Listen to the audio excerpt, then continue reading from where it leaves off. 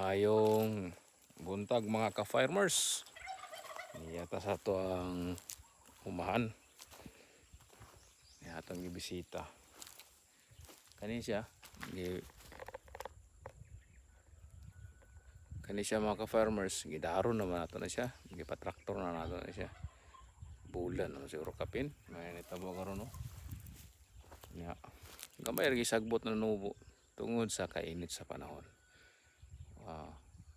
Ang kani ato ang basakan nga nakakaroon diri mga ka-farmers. Wala gyud ugah. Oh. Ang si wabak nato mga ka-farmers usahay layo na yang padulngan dito. Kana di na nga porsyon kay ipatuna sa ako ang sakop. Kay wala gyud tubig diri nga kuan na. Rawa. Grabe ugah kayo. Pero kani ko panahon na karon may dag-o mo.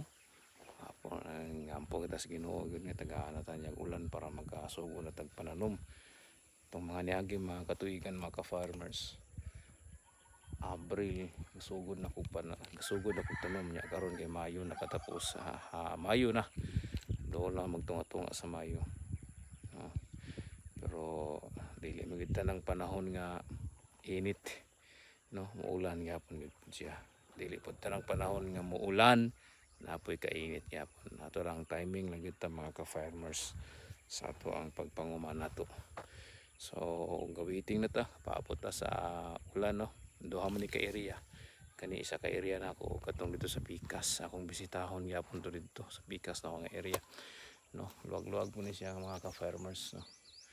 So kani so ako pa ni patraktor pa.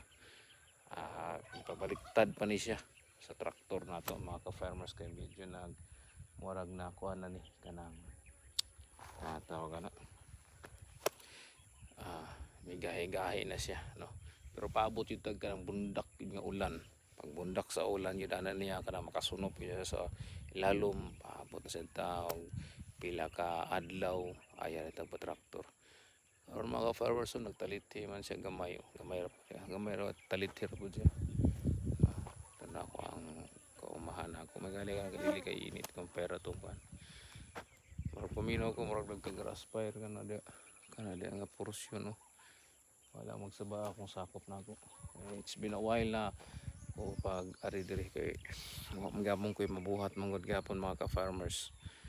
Ang kuan ako sa moro mo gani ako ang panggod ang akong gikunan diri gawas na pa ako ang kuan kung situan ako pang adtuon mga ka-farmers na. So muna siya akong update mga ka-farmers ako ang kamay isa na ako mga ka-farmers. To God be the glory, to God be the glory. I can do all things through Christ which is strengthening me. Amen.